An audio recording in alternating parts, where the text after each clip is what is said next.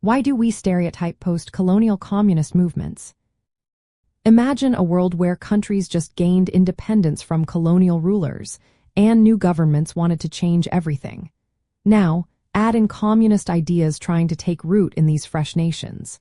It sounds complicated, right? But why do people often see these movements in a negative light? Why are they labeled as violent or untrustworthy? Let's find out.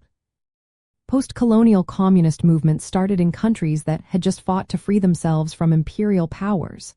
Their goal was to create societies based on equality and shared ownership. But these countries faced many challenges, like ethnic differences, local elites resisting change, and pressure from global superpowers. When outsiders look at these movements, they often see only the chaos or violence, not the bigger picture. This leads to stereotypes that these movements are just tools for foreign powers or are inherently violent. Many leaders in these movements adapted Marxist-Leninist ideas to fit their own countries. For example, Kwame Nkrumah in Ghana combined socialism with nationalism. He wanted independence and social justice, not necessarily a strict copy of Soviet or Chinese models.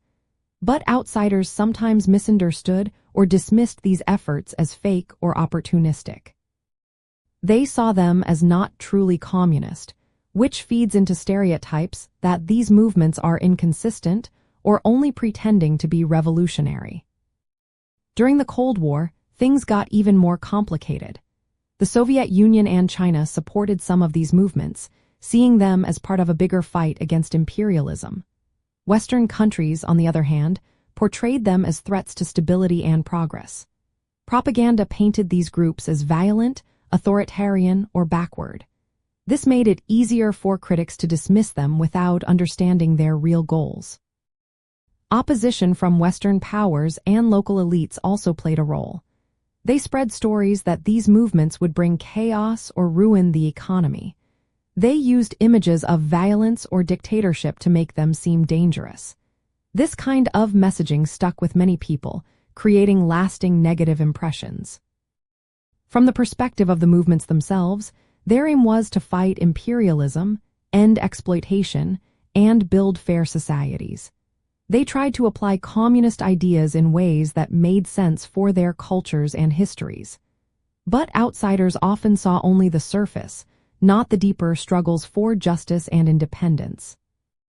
Understanding why these stereotypes exist helps us see the real struggles behind these movements.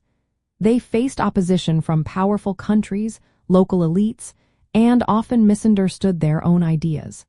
They were trying to create new societies in difficult circumstances.